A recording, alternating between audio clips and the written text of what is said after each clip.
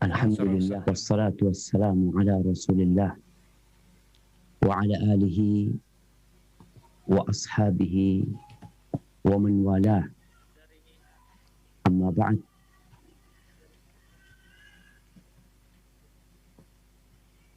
Segala puji bagi Allah Jalla Jalla.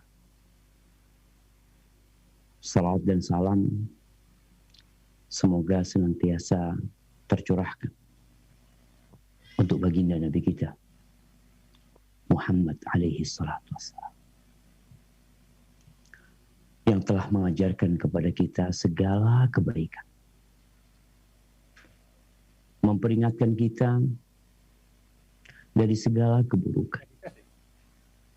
Beliau telah menjalankan tugasnya dengan baik, menunaikan amanahnya dengan sempurna, dan kita yang mengaku sebagai umat, tugas kita adalah melanjutkan tongkat estafet beliau. Sampai-sampai Rasulullah Sallallahu Alaihi Wasallam mengatakan, "Balighu anni walau ayat."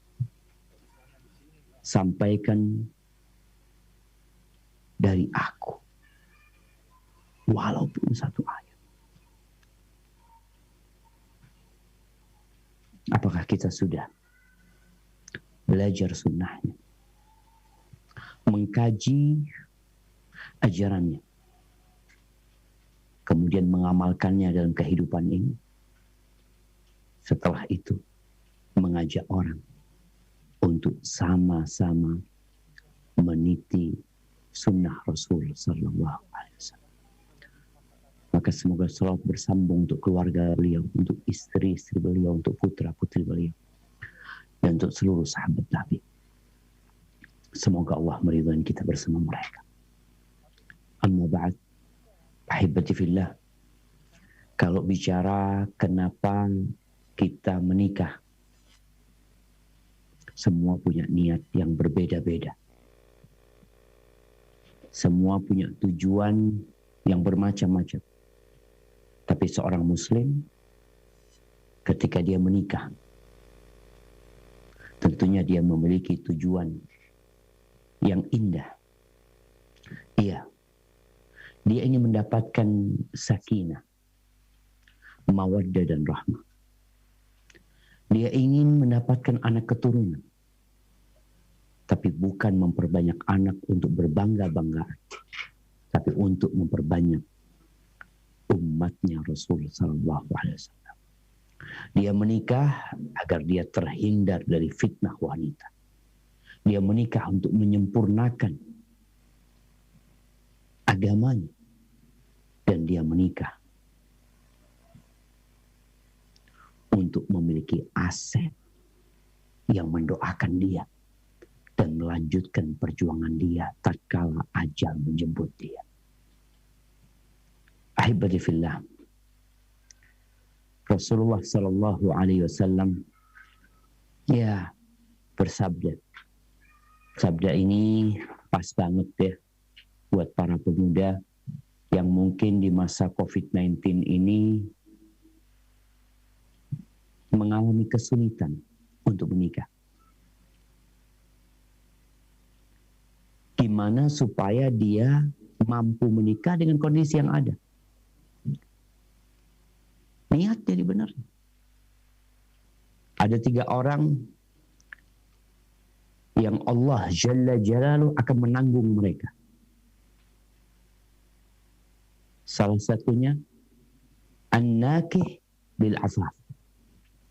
Seorang yang menikah untuk menjaga kehormatan dirinya. Dia menikah bukan untuk menutupi aibnya karena berzina. Dia menikah bukan untuk sekedar melegalkan hubungan haram yang sudah dia lakukan. La. Tapi dia menikah dengan niat yang mulia. Allah akan jamin dia. Maka jangan takut. Dan Allah Azza wa Jalla mengatakan, wa ankihul ayama minkum wassalihina min ibadikum wa imaikum in yakunu fuqara yughnihimullah min fadlih. Kawinkan tuh orang-orang yang belum punya pasangan. Allah perintahkan. Orang tua dalam melihat anak-anaknya yang belum menikah, jangan hanya memikirkan anaknya kerja, sukses dulu baru nikah. Nikahkan mereka yang nggak punya pasangan. Wassalihin, dan yang baik-baik, yang soleh-soleh dari hamba-hamba laki-laki kalian, budak-budak perempuan kalian. Iyakunu fuqara. Gimana kalau mereka fakir, mereka miskin? Apa yang harus dilakukan? Kalau mereka fakir, kata Allah Azza wa Jalla, yughnihimullah min fadlih. Allah yang akan mencukupi. Orang tuanya akan mencukupi. Mertuanya akan mencukupi. Yayasan yang akan mencukupi. La. Allah Azza wa Jalla. Wallahu ghani. Allah itu maha kaya, jemaah. Tinggal benarkah niat kita menikah untuk itu antara kita sama Allah. Kalau sekedar lisan, pandai berdusta. Ada sebuah hadis yang menjelaskan tentang kekuatan niat dan benarnya niat seorang hamba. Nabi alaihi salatu wassalam, man sa'alallaha syahadata sadiqan ballaghahu manazil syuhada wa in mata ala firash. Barang siapa yang memohon kepada Allah untuk mati syahid, kita tahu ya zirwatu sanamil Islam itu jihad fisabilillah. Kita tahu keutamaan orang yang berjihad.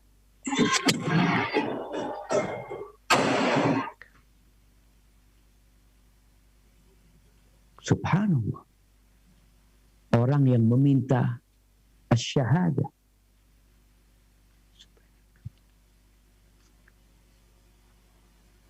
orang yang meminta untuk mati syahid, dengan benar dia meminta, Allah akan sampaikan kepada dia tingkatan-tingkatan orang yang mati syahid, walaupun dia mati di atas ranjangnya. Subhanallah. Allah akan berikan. Padahal dia mati di atas ranjang. Dia nggak kemana-mana. Tapi dia minta dengan benar. Niat. Maka tolong kita belajar untuk memperbaiki niat kita ketika hendak membina rumah tangga. Ahibatullah, ada sebuah cerita yang menjelaskan tentang kekuatan niat. Cerita seorang tabi'ut tabi'in, salah satu ulama yang terkenal, Sufyan bin Uyainah. Ada seorang laki-laki yang datang kepada beliau, curhat. Subhanallah ya, Ustadz itu kepalanya penuh curhatan masyarakat. Orang datang tanya urusan rumah tangga, yang kadangkala pening Ustadz mikirin permasalahan yang banyak sekali dan beragam. Tapi gimana? Allah telah perintahkan kepada manusia untuk bertanya kepada ulama. Kalau mereka tidak ngerti, fas'alu ahla dzikri in kuntum la ta'lamun. Tanyakan kepada yang berilmu kalau kalian. Ini orang datang menjumpai Sufyan ibn Uyainah. Dia mengatakan, ya Aba Muhammad. Wahai Abu Muhammad. Ini kunyahnya Sufyan bin Uyainah. Aku datang untuk mengadukan fulana, istrinya sendiri. Kenapa? Kata dia, aku ini merasa terhina sekali di hadapan istriku. Padahal laki-laki itu pemimpin. Ar-rijalu qawwamuna 'alan nisa. Tapi aku merasa terhina sekali di depannya. Subhanallah. Lalu sang alim ulama ini menundukkan kepalanya,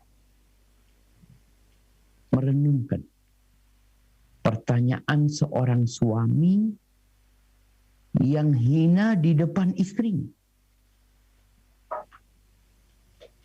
Seharusnya suami ini dihormatin sama istri, dimuliakan sama istri. Tapi kenapa dia kok hina? Maka kemudian Sufyan mengangkat kepala dan mengatakan, la'allaka tazawwajtaha min ajli syaraf. Mungkin engkau menikahi dia untuk meningkatkan martabat dan kehormatan. Ada orang yang memang memilih istri supaya dia jadi terhormat karena beristrikan fulana, putrinya fulan. Kata orang ini benar. Iya. Aku menikahi dia karena aku berharap semakin terhormat, semakin tersanjung dengan menikahi ya putri orang yang terhormat.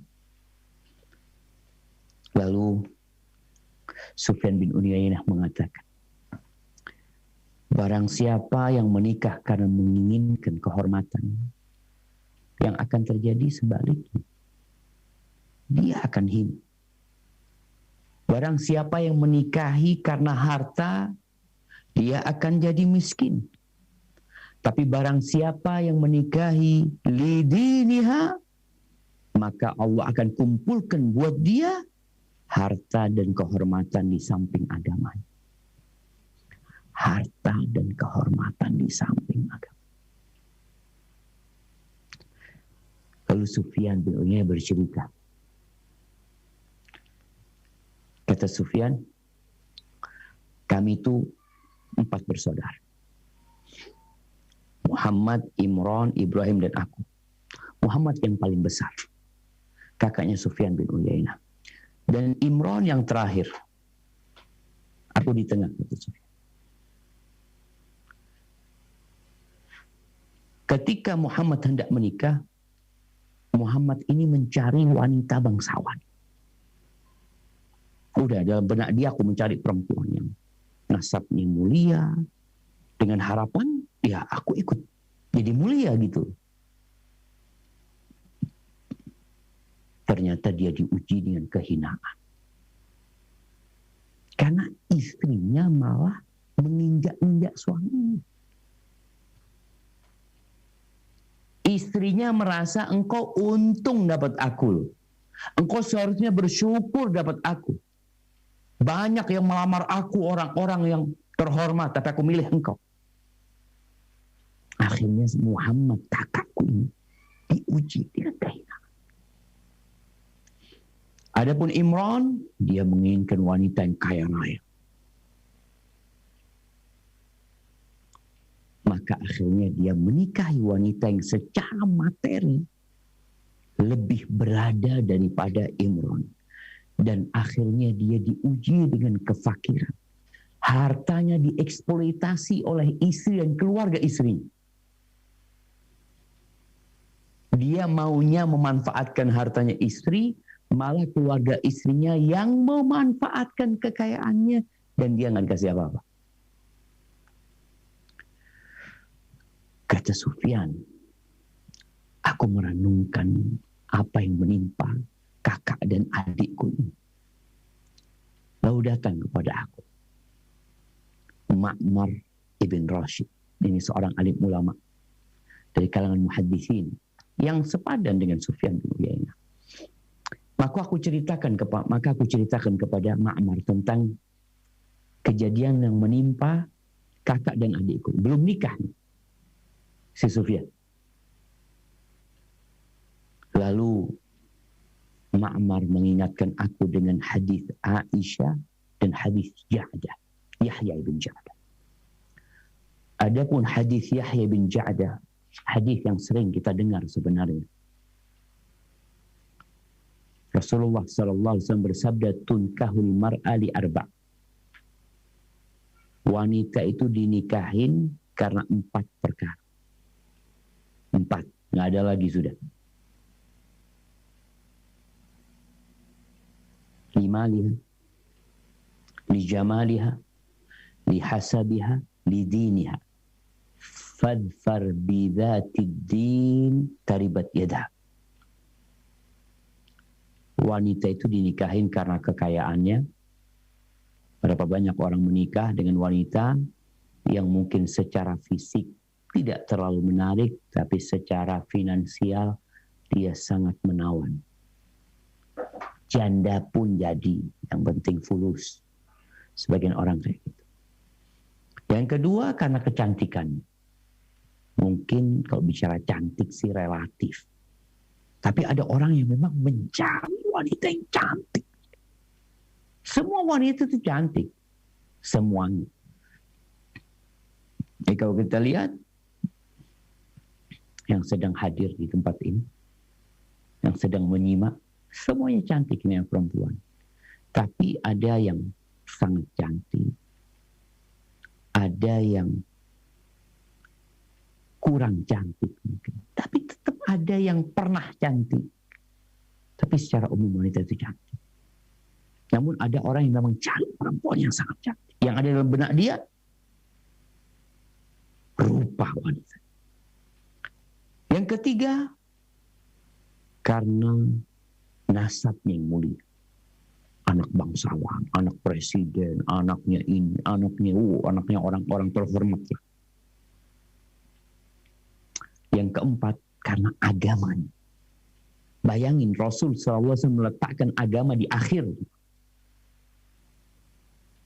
Karena memang banyak orang mengecampingkan urusan agama. Dan Allah sebutkan tentang tabiat manusia ini. Kalau tidak diperbaikin, apa kata Allah? Bal tu'thirunal hayatad dunya wal akhiratu khairun wa abqan. Akan tetapi kalian lebih mementingkan kehidupan dunia. Padahal akhirat itu lebih baik. Akhirat itu lebih kekal. Tapi kalian lebih mementingkan kehidupan dunia. Makanya urusan agama sering dikesampingkan. Dalihnya macam-macam, Ustaz. Kalau urusan agama kan bisa diperbaiki, tapi kalau urusan wajah, gimana mau diperbaiki, Ustaz? Kalau udah kayak gitu. Apa engkau nggak sadar bahwa kecantikan itu turun menjadi pernah cantik? Perempuan yang kau nikahi akan semakin tua. Wanita yang kau pilih karena kecantikannya, lama-kelamaan engkau biasa sama dia. Kita tuh jamaah, manusia, melihat sesuatu yang belum dia miliki, itu tidak dalam wujud aslinya. Kalau sedang engkau miliki, udah ada di rumahmu, wujud aslinya kelihatan.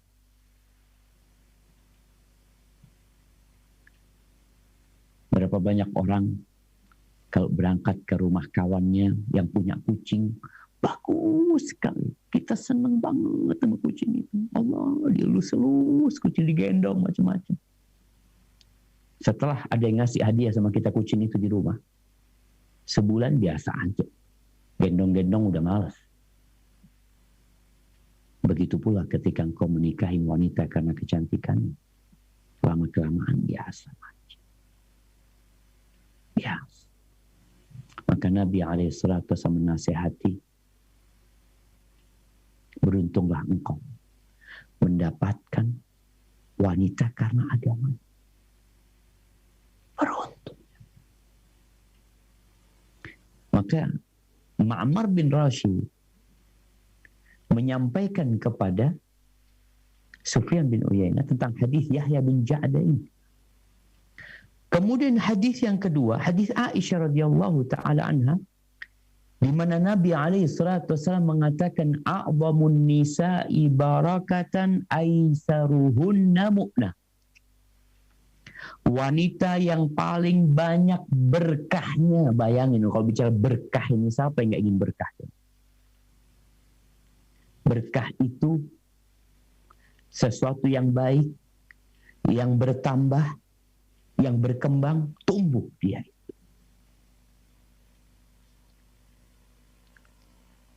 Ternyata wanita yang paling berkah itu yang paling ringan biayanya.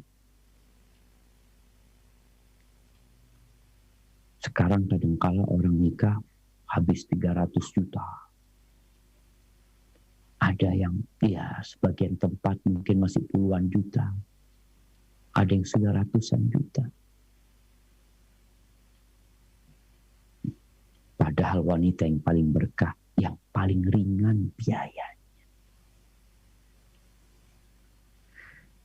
Kata Sufyan, maka aku memilih seorang wanita yang agamanya baik, ringan pembiayaannya dalam rangka mengamalkan sunnah Rasulullah SAW. Lalu Allah kumpulkan buat aku semuanya. Kehormatan, harta. Maka yang mau nikah, tolong engkau perbaiki niatmu. Kenapa engkau menikah? Dengan siapa engkau menikah? Tentunya sesuai dengan niat kita. Iya, para ulama menjelaskan bahwasanya perempuan yang cantik insya Allah akan lebih menyenangkan hati. Tapi apa gunanya cantik kalau ngomongnya kasar, cerewet, hilang tuh cantiknya.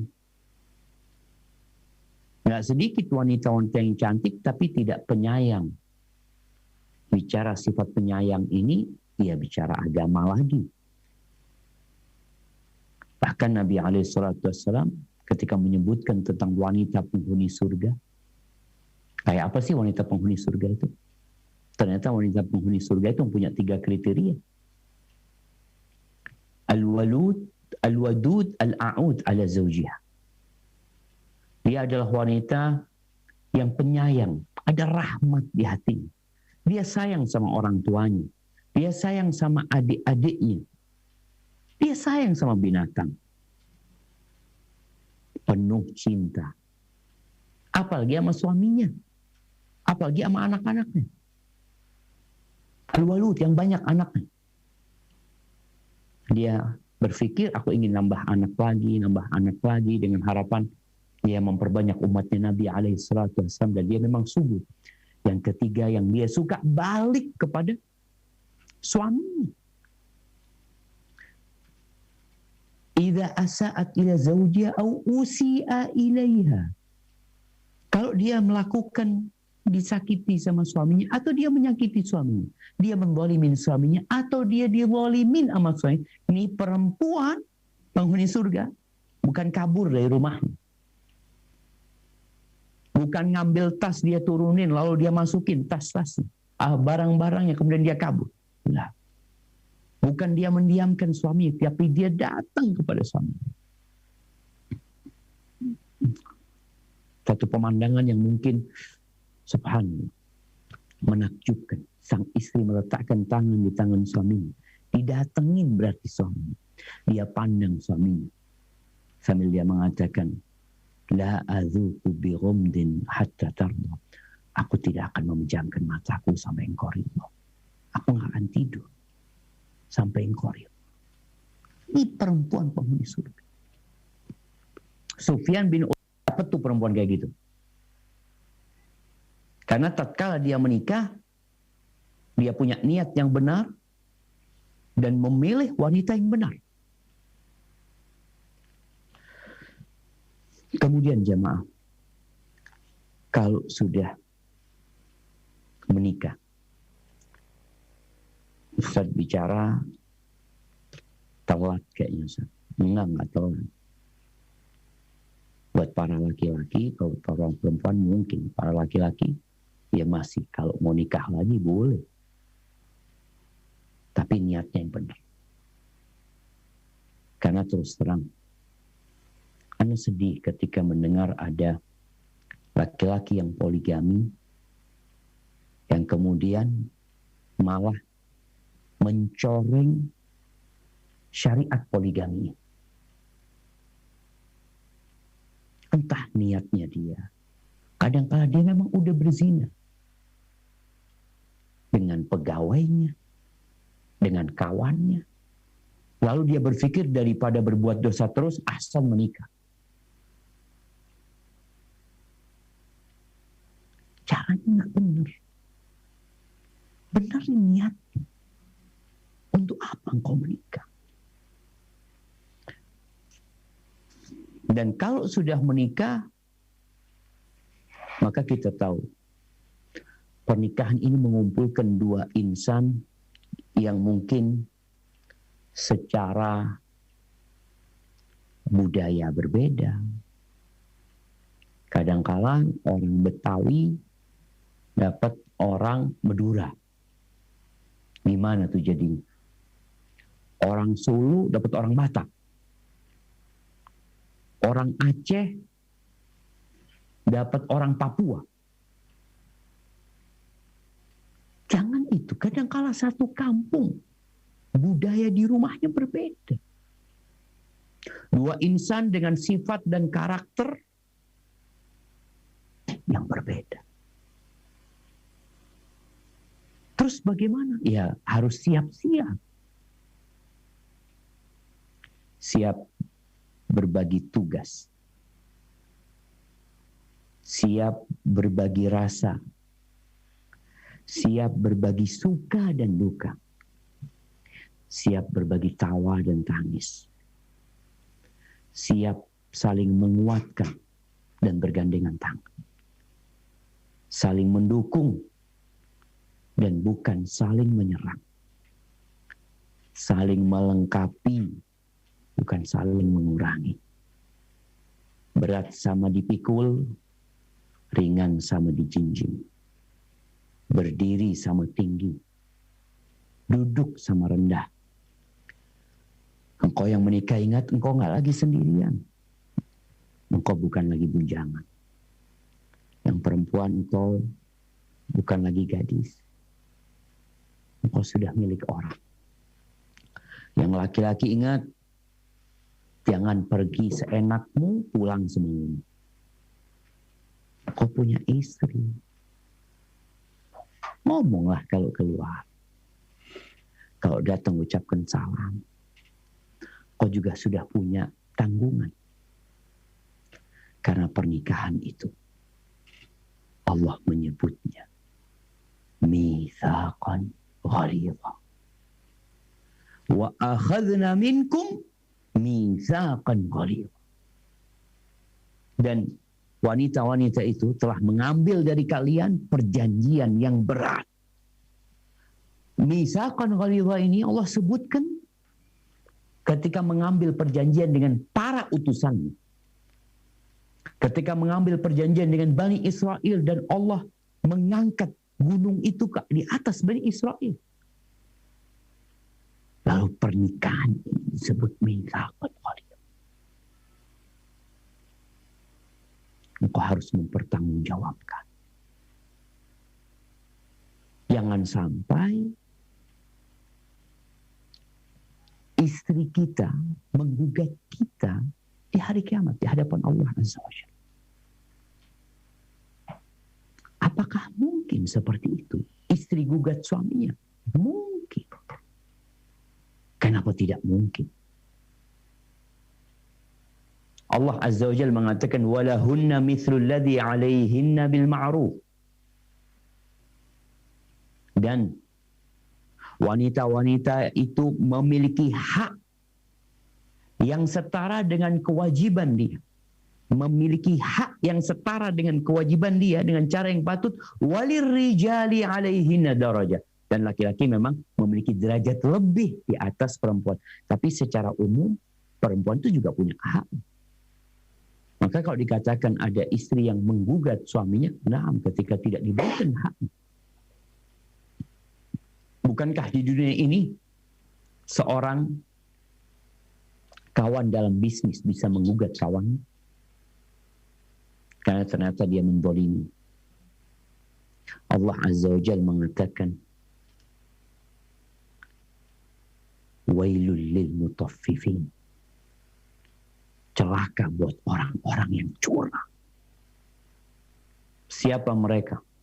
Alladzina idza talu 'alan nas yastawfun wa idza kaluhum aw wazanuhum yukhsirun. Mereka adalah orang-orang yang kalau membeli sesuatu, meminta sesuatu, dia jual beli dengan cara ditimbang, ditakar, yastawfu. Dia minta supaya disempurnakan timbangan atau takaran. Tapi kalau dia yang menimbang, dia yang menakar, maka dikurangin. Berapa banyak suami-suami yang pandai menuntut haknya kepada istrinya, dia tidak pandai melaksanakan kewajibannya. Begitu pula para istri. Mungkin suamimu diam sekarang. Ketika hak-hak dia sebagai pemimpin di rumah tidak dipenuhi sama dirinya. Dia diam. Dia sabar. Mungkin dalam bayangan dia, udahlah. Demi anak-anak, anak akan bertahan. Dapat istri yang kayak gini, yang gak nurut, yang gak melayani. Tapi sang suami mengatakan, kelak akan ada hari kebangkitan. Di situ aku akan menuntut kepada Allah. Maka hendaklah kita, ya, yang menikah ini belajar lagi. Kita harus belajar mengenali pasangan hidup kita. Jadi mungkin sebagian udah menikah, udah nikah lama, Ustaz. Udah 10 tahun nikah. Sampai ada perempuan yang mengatakan, Ustaz, anak ini udah nikah 17 tahun. Masih ingat tuh cerita. Perempuan itu telepon, anak udah nikah 17 tahun, Ustaz, anak udah gak kuat, Ustaz, anak mau cerai ini. Masalahnya apa? Suami anak temperamental, suka marah, ini itu macam-macam. Tapi dia sholat, alhamdulillah baik. Anak ngomong sama dia, kalau anti bisa bertahan 17 tahun, lanjutkan. Anti udah tahu kan dengan sifatnya, dengan karakternya. Anti bisa bersabar 17 tahun. Lanjutkan. Maka di sini orang kalau sudah kenal itu, kita ini kadang-kala kepingin orang lain itu memahami kita. Iya. Tapi kita lupa. Terkadang kita tidak mau memahami orang. Ya udahlah, kita mau bermuamalah dengan dia sebagai dia. Dia orangnya kayak gitu. Itu cara kita bermuamalah dengan dia. Tapi memperbaiki, kita perbaiki pasangan hidup kita. Kita perbaiki dia. Karena sejatinya karakter itu bisa dirubah. Kenapa Allah mengutus nabinya? Kalau ada orang mengatakan, nggak mungkin sudah. Aku lahir udah kayak gini. Rasulullah SAW mengatakan, innama bu'ithu liutammima makarimal akhlaq. Aku diutus untuk menyempurnakan akhlak-akhlak yang mulia. Subhanallah, bisa dirubah. Diarahkan kepada yang manfaat. Kalau mungkin Ustaz Yasir menyampaikan, orang anjing aja bisa dirubah karakternya. Yang liar bisa jadi jinak. Makanya ketika ada seorang wanita datang kepada seorang yang bijak. Ini mungkin bukan cerita benar, tapi ini sebuah permisalan. Tapi Allahu a'lam. Datang wanita ini mengatakan kepada orang yang bijak ini, dia punya suami suka marah-marah, pokoknya ribut terus sama suaminya. Kata orang alim ini atau orang bijak ini, orang hakim ini, oh, baik, engkau datang kepadaku 3 helai kumisnya singa. 3 helai kumisnya singa. Oh. Kata perempuan, gimana? Katanya, terserah. Kata engkau kepingin menundukkan suamimu, supaya suamimu baik sama engkau. Nggak ribut-ribut terus. Katanya. Kau datangkan 3 helai kumisnya singa. Akhirnya perempuan ini entah datang ke model taman safari ke kebun binatang, dia datang ke sana tiap hari dilemparin daging itu singa ya, lemparin daging terus sampai kenal nih singanya sama perempuan ini. Kalau datang perempuan ini datang dilemparin daging diam sampai perempuan ini bisa mendekat. Ya. Dan kita tahu singa itu bisa kenal sama yang ngasih makan, bahkan bisa jinak. Ketika dikasih makan, akhirnya dielus-elus tidur singa ini, digunting kumisnya 3 helai, dikasihkan kepada orang yang bijak ini. Kata orang bijak ini, Allahu Akbar. Singa aja bisa engkau potong kumisnya. Gimana dengan suamimu? Suamimu itu tidak lebih jahat dari singa ini sebenarnya. Jadi terkadang, ya, perempuan itu bertahun-tahun dia nggak ambil pelajaran bagaimana menundukkan suaminya. Tapi memang ada suami yang udah nggak bisa diharapkan lagi. Apa yang perlu dikenali dari pasangan hidup kita? Orang mau nikah itu kan tak harus sudah saat udah tahu, udah kenal ini itu mah kenal luarnya doang kadang-kadang. Setelah menikah, yang kau perlu kenal lagi tentang kebiasaan dia, tabiat dia. Maunya dia itu apa? Sehingga seorang istri, bicara istri, kalau sudah tahu sama kemauan suaminya, Masya Allah, insya Allah, dia akan dimuliakan oleh suami. Ada nasihat seorang wanita kepada putrinya, seorang ibu kepada putrinya. Mengatakan kepada putrinya, Kuni lahu abdan. Jadilah engkau budak untuk suami. Layak. Maka dia akan mengangkatmu menjadi ratu. Dia. Jadi kadang-kala harus turun di istri, baru dia akan diangkat. Kemudian para suami juga seperti itu. Dia dituntut untuk mengenali istrinya. Rasulullah SAW itu kenal banget sama istri. Sama Aisyah. Pernah Rasulullah SAW mengatakan kepada Aisyah, Inni la'a'lam idza kunti anni radiyah wa idza kunti alayya ghadbah. Aku benar-benar tahu kapan engkau sedang senang sama aku dan kapan engkau sedang marah.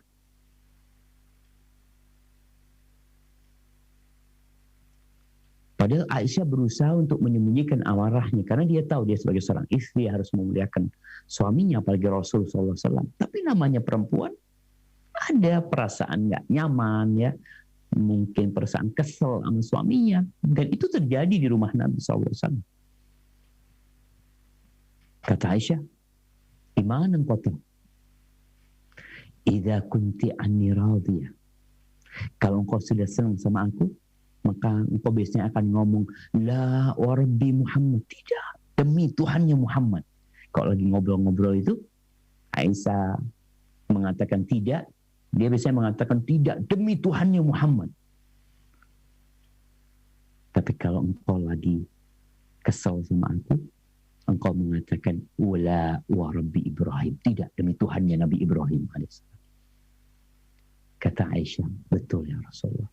Ma'ahjuru illa ismak. Aku tidak meninggalkan kecuali namamu. Maka kadang-kala tuh istri kalau nggak lagi kesel sama suaminya, berubah panggilannya. Dari sayang, umpamanya dipanggil kunyahnya. Biasa manggil sayang, sekarang me anak. dipanggil dengan nama anak-anak. Abu Jabir, panggil Abu Jabir sudah. Oh berarti ada apa nih istri anak. Jadi seorang suami harus paham. Dia kenali apa kesukaan istrinya. Istri mengenali apa kesukaan suami. Saling mengenal. Karena ini yang akan membuat perjalanan rumah tangga ini langgeng insya Allah. Kan udah tahu biasa kayak gitu. Tahu suaminya ini kerja, pulang jam 4 sore. Kadang-kala lembur, pulang jam 5. Istri nggak perlu lagi tanya sama suami, dari mana bang? Karena pertanyaan dari mana ini akan menimbulkan ketidaknyamanan. Bayangin ya, suami capek bekerja. Ini suami yang baik, suami yang soleh. Pulang telat. Istri jangan tanya, kenapa telat? Dari mana? Lah, karena dia udah tahu suaminya kerja di mana. Tabiat kerjaannya suami memang seperti itu. Sampai pernah Ana mengisi ceramah di sebuah hotel di Jember. Waktu itu untuk keluarga karyawan. Sama istrinya dipanggil. Bosnya nyampaikan ke Ana, sampaikan Ustaz, kadang-kala istrinya ini ada yang terlalu cemburu ya. Suaminya telat, diteleponin terus, ini itu. Padahal suaminya namanya kerja di hotel, kalau lagi rame, akhirnya dia nggak pulang dulu. Ustaz. Dia harus bersih-bersih ini itu macam-macam baru pulang. Pulang ribut sama istrinya. Karena dianggap suaminya ini dan itu. Kalau suaminya nggak benar wajar, tapi suaminya benar.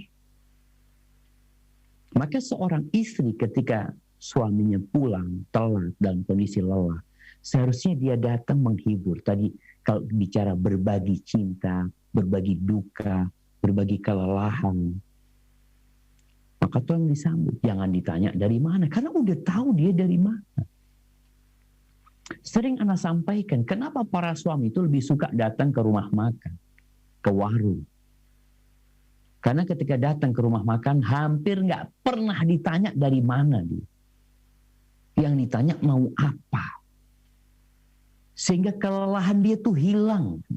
Ketika ditanya mau apa, aku mau minum yang hangat, yang panas, yang dingin, makannya mau apa, ini itu. Jadilah istri yang kenal sama suami. Dan suami juga kenali istrimu capek juga di rumah. Engkau seharusnya yang memahami tabiat istri ya. Mungkin kelelahan, mungkin datang ke rumah, ngetuk pintu nggak dibukain. Kadang-kala suami marah-marah. Bisa jadi istrimu kecapean ngurusin anak-anak. Bisa jadi kecapean dia nungguin engkau. Kadang-kala istri itu nunggu di depan pintu, di kursi dia tungguin sampai ketiduran. Sang suami marah-marah, kok nggak dibukain pintu? Padahal istri sudah setia menunggu. Maka hendaklah saling mengenali. Kemudian yang kedua berdoa. Para suami ini pernah nggak doakan istrinya? Para istri, engkau pernah nggak mendoakan suami? Allah Azza wa Jalla mengatakan, ud'uni astajib lakum. Berdoalah kepadaku, pasti aku kabulkan. Jadi jalan pintas untuk menyelesaikan masalah itu doa. Itu jalan pintas. Tapi kita meremehkan doa. COVID-19 yang sekarang mengganas. Ya harapan kita, kalau pemerintah tidak menganjurkan orang untuk berdoa, ya kita sebagai muslim memperbanyak doa. prokes dijaga, oke, kita ikutin. Tapi doa minta sama Allah Azza wa Jalla. Pernah di Madinah itu, ketika Nabi SAW datang, di kota Madinah itu ada wabah demam. Biasanya orang dari luar kota Madinah yang datang ke kota Madinah sakit. Dan itu menyebabkan mereka nggak betah di kota Madinah. Apa yang dilakukan Nabi SAW? Nabi berdoa, minta supaya wabahnya dipindah. Dan wabah itu dipindah. Subhanallah. Jauh ada di dekat Robil sana tempatnya. Tempat wabah. Orang kalau ke tempat sana minum airnya biasanya sakit. Ana lupa nama tempat dipindahnya wabah itu, tapi di dekatnya miqat yang namanya Robil, di dekat sana. Juhfah, nah, namanya Juhfah. Dipindah ke sana. Doa. Cuma juga bicara doa, ana udah doa Ustaz. Di doa itu ada syarat dan ketentuan. Mau doa tapi makan haram, gimana mau dikabulin? Maka ketika seorang menikah, sebelum nikah kan dia juga sudah musyawarah, sudah istikharah. Setelah menikah pun dia perlu berdoa. Disebutkan dalam sebuah hadis yang diriwayatkan Imam Bukhari bahwa Rasul sallallahu alaihi wasallam mengatakan, apabila seorang di antara kamu menikahi wanita atau membeli seorang budak, maka peganglah ujung rambutnya, rambut depan kepalanya ini, sambil menyebut nama Allah Azza wa Jal dan berdoa minta berkah. Apa doanya? Allahumma inni as'aluka min khairiha wa khairi ma jabaltaha alaihi wa a'udzubika min syarriha wa syarri ma jabaltaha alaihi. Ya Allah, sesungguhnya aku minta kepadamu kebaikan dan kebaikan yang engkau ciptakan dia di atasnya. Dan aku berlindung kepadamu dari keburukannya dan keburukan yang engkau ciptakan dia di atasnya. Maka doa. Ada banyak doa dalam Al-Quran Karim. Rabbana hablana min azwajina wa dhurriyyatina qurrata a'yun waj'alna lil muttaqina imama. Dan Nabi alaihissalatu wassalam mengatakan, wa inna a'jazan nas man ajaza bid-du'a. Orang yang paling lemah itu adalah orang yang paling nggak bisa berdoa. Lemah dia berdoa. Padahal Allah berjanji mengabulkan doa hamba. Ini para istri, para suami juga, yang mendapati pasangannya memiliki sifat-sifat buruk, khususkan waktu mustajab untuk mendoakan pasangan. Bangun di sepertiga malam akhir. Kita tahu Umar bin Khattab, bagaimana permusuhan dia dengan Islam. Bagaimana dia menyakiti orang-orang yang masuk Islam ketika di Mekah. Sampai-sampai ada seorang sahabat, Amir. Ketika dia hendak hijrah ke Habasyah bersama istrinya, Amir lagi pergi, istrinya lagi nungguin di sana, nama istrinya Laila. Umar datang. Ditanya, ila aina ya Umma Abdillah? Mau kemana wahai Umma Abdillah?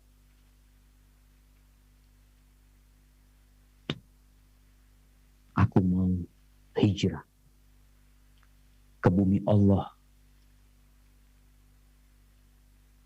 Kalian telah menyakiti kami, mengganggu kami. Kami ingin bebas beribadah.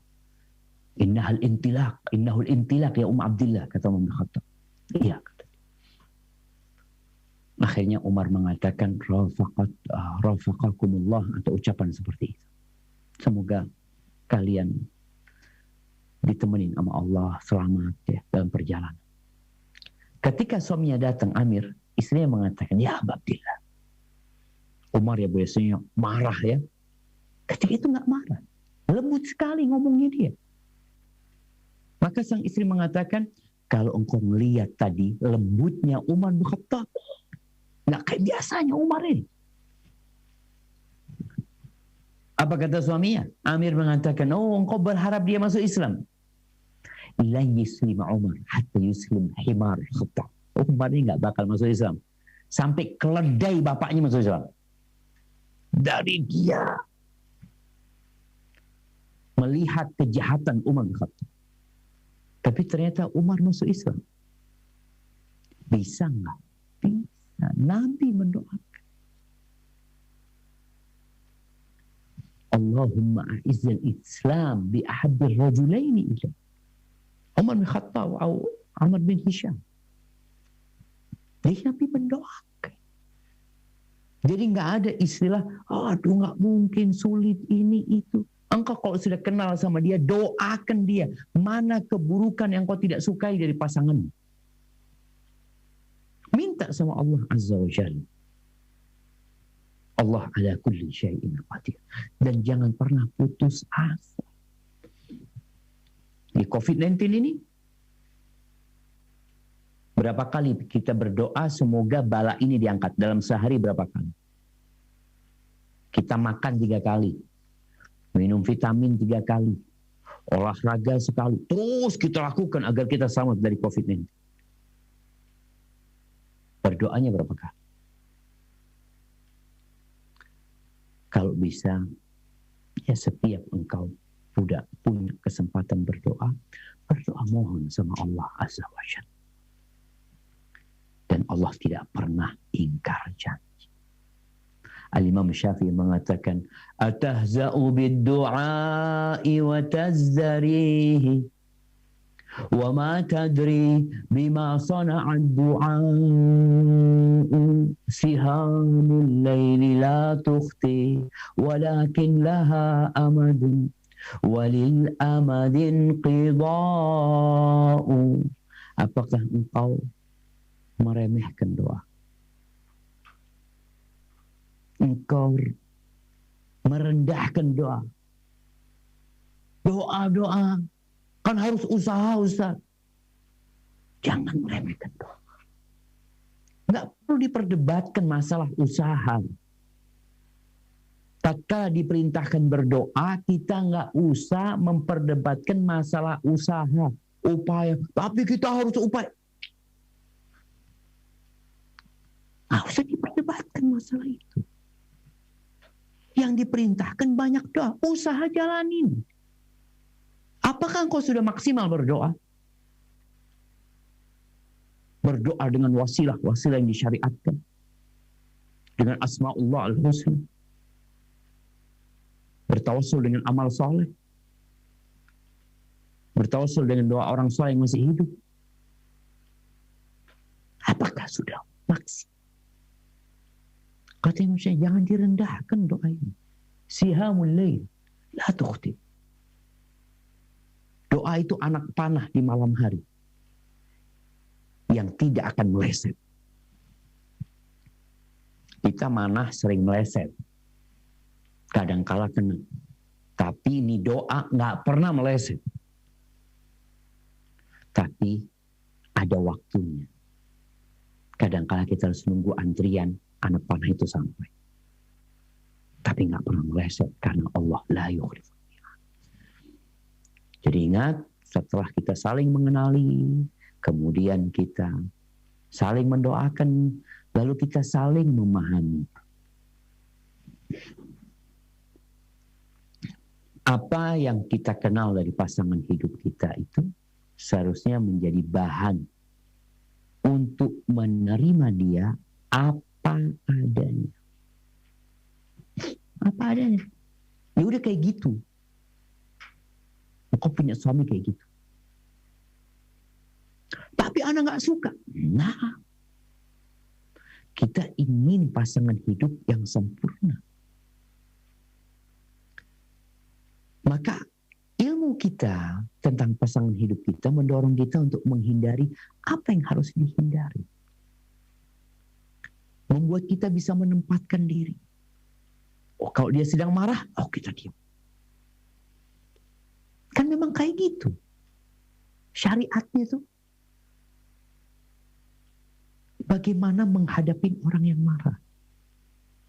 Anak paham suami anak itu kadang-kala datang tuh, emosi. Istri berusaha untuk menenangkan. Menjadi lentera dikala listrik padam. Menjadi alas dikala dibutuhkan. Menata hati, menyulam perasaan dengan cinta dan kasih. Menerima dia sesuai dengan kodrat dan segala keterbatasannya. Seorang suami harus paham juga istrinya bukan bidadari. Bukan bidadari ini bininya. Dan juga istri harus paham suaminya ini bukan makhluk yang sempurna. Yang mungkin dulu sebelum menikah bayangan dia Masya Allah. Ini ustadz, ini lulusan STDI, ini lulusan Medina. Bayangan dia udah kemana-mana udah. Setelah nikah, kok kayak gini? Ya udah. Difahami tabiat-tabiat yang kau tidak sukai. Tabiat-tabiat yang seharusnya engkau jadikan bahan tadi untuk bisa jadi memperbaiki dia atau menerima dia seperti itu ada. Pernah diceritakan seorang laki-laki menikah dengan seorang wanita. Malam pertama udah, ternyata suaminya ini kalau tidur mendengkur, ngorok. Si perempuan ini sensitif. Dia nggak bisa tidur kalau ada rame-rame. Gimana sekarang malam pertama? Suaminya udah tidur.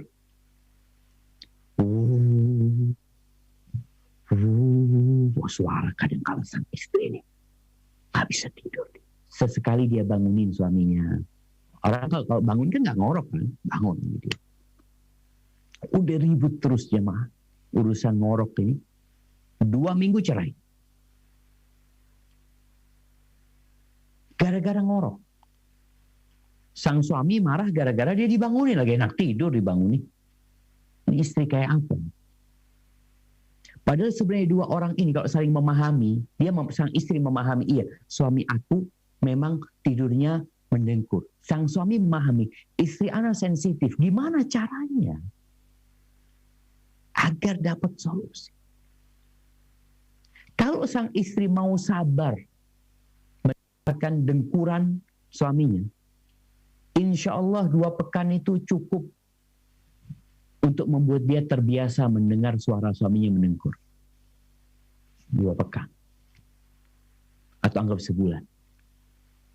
Setelah sebulan, kalau suaminya nggak mendengkur, istri nggak bisa tidur. Kenapa? Karena dia sudah menikmatin suara dengkuran suaminya.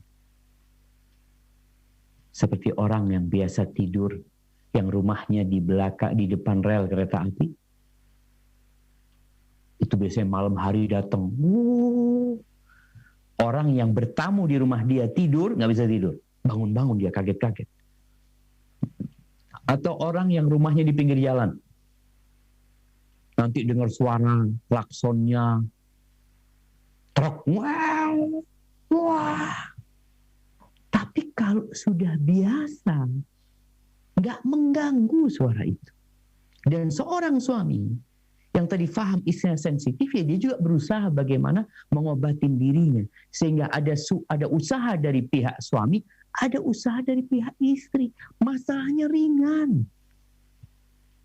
Kadang-kadang dibesar-besarin. Dan bagi para suami, Rasul SAW berpesan secara khusus ya. Beliau mengatakan, istausu bin nisa'i khairan. Berbuat baiklah kepada wanita. Ini pesan. Sampaikan kepada aktivis gender yang menuntut persamaan laki-laki dengan wanita, yang berpandangan bahwa dalam Islam perempuan itu dizolimin, dikekang sama suami-suami. Nabi Muhammad SAW menyuruh secara khusus kepada para lelaki untuk berbuat baik kepada perempuan. Fa'innal mar'ata khuliqat min dhila.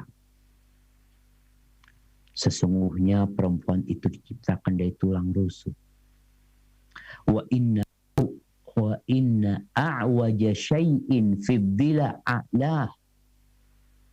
Yang paling bengkok di tulang rusuk itu yang paling atas. Ini paling bengkok. Fa in dhahabta tuqimuhu kasartahu. Apabila engkau meluruskannya, maka engkau akan mematahkan, patah. Wa in taraktahu lam yazal a'waj. Kalau dibiarin, ya maka dia akan selalu bengkok. Terus gimana? Fastausu bin nisa'i. Nabi mengatakan, terus berbuat baiklah kepada wanita. Di riwayat lain Nabi sallallahu alaihi wasallam mengatakan, fadariha ta'ish biha. Berlakulah lemah lembut. Niscaya kamu akan hidup dengan dia. Jadi suami ini kalau kepingin hidup langgeng sama istrinya, ya udah difahami itu kekurangan dia. Bengkok dia. Jadi mungkin ada suami yang dia sudah menikah 10 tahun, istrinya masih mengulangi kesalahan 10 tahun yang lalu. Karena udah kasih tahu, diulangin lagi, diulangin lagi. Ya memang dia kayak gitu. Selama kesalahannya itu nggak fatal, ya. Kadang-kala masak umpamanya, udah tahu suaminya nggak suka dengan masakan ini, tahu-tahu hari itu dia masak itu lagi, nggak perlu diingat. Oh dulu kalau aku kasih tahu lagi. Sabar menghadapi istri. Dan bagaimana Rasulullah SAW bersabar menghadapi istri-istrinya. Insya Allah kita semua tahu bagaimana akhlak Rasul SAW. Dan bagi para wanita, ingat, bagi para wanita, hendaklah dia mengingat bahwa suaminya pemimpin. Dia punya banyak kekurangan. Terima dia juga apa ada. Nggak sempurna jemaah. Jadi anak kadang-kala kalau menghadapi curhatan para wanita yang mengatakan suaminya gini, anak tanya, masa suaminya ibu nggak punya kebaikan? Ya ada. Apa nggak bisa kebaikannya itu menutupi kekurangan? Kalau masih bisa diterima dia dengan kekurangannya itu, terima. Sampai ingat dengan kisah seorang wanita yang duduk sama suaminya lalu ngomong, Mas kita untuk saling mengoreksi, kita tulis ya kekurangan-kekurangan kita, jangan kasih Mas kertas, Mas tulis. Apa yang nggak suka dari aku akan tulis nih Mas. Berangkat nih, istrinya nulis kertas punya penuh yang dia tidak sukai dari suaminya. Terus datang istrinya, mana Mas kertasnya? Ini kata suaminya. Sang suami ambil kertas itu dibaca, aku nggak suka kamu kayak gini, baca Mas suami. Istrinya berangkat ke dapur mau baca, terus balik lagi, Mas kok kosong Mas kertasnya? Kata suaminya, iya Dek, aku menerimamu apa ada. Hakadal hayatnya. Cuma memang Rasulullah SAW mengatakan uritun nar, ditampakkan kepada aku neraka. Na'udzubillahi minan nar. Fa idza aktsaru ahlihan nisa, Ternyata kebanyakan penghuni neraka itu wanita. Ini Nabi yang mengatakan alaihi salatu wassalam. Lalu ada yang bertanya, walima ya Rasulullah? Kenapa kok banyak wanita yang masuk neraka? Nabi alaihi salatu wassalam mengatakan, yakfurnal ashir wa yakfurnal ihsan. Perempuan itu kufur kepada pasangan hidupnya, kufur kepada suaminya, kufur kepada kebaikan-kebaikan yang dilakukan suaminya. Dia lupa. Sampai Nabi SAW mengatakan, lau ahsanta ila ihdahunna ad-dahr thumma ra'at minka syai'an. Andai kata engkau berbuat baik kepada istrimu sepanjang tahun, lalu dia melihat satu kesalahan yang kau lakukan, maka dia akan mengatakan, mang ra'aitu minka khairan qaf. Aku tidak pernah melihat kebaikan di dirimu sedikit. Engkau gak pernah bikin aku bahagia. Itu perempuan kayak gitu. Di riwayat lain dikatakan yuksirnal la'n, banyak melaknat, banyak nyumpahin. Kadang kalau perempuan itu suka mengutuk. Dan biasanya yang dianggap kesalahan paling fatal buat seorang wanita dari suaminya, kalau suaminya kawin lagi, itu sudah kiamat kayaknya. Ada, nggak bisa dimaafkan. Maka ahibati fillah, semoga Allah Azza wa Jalla memberikan kekuatan kepada kita agar kita bisa saling memahami dalam menjalani rumah tangga ini, dan terus berdoa memohon kepada Allah Azza wa Jalla. Hada wallahu a'lam bishawab. Itu yang dapat Anda sampaikan, kurang lebihnya mohon maaf. Yang benar dari Allah Azza wa Jalla, yang salah dari diri Anda pribadi. Allah dan Rasul terbebaskan dari kesalahan itu. Barakallahu fikum.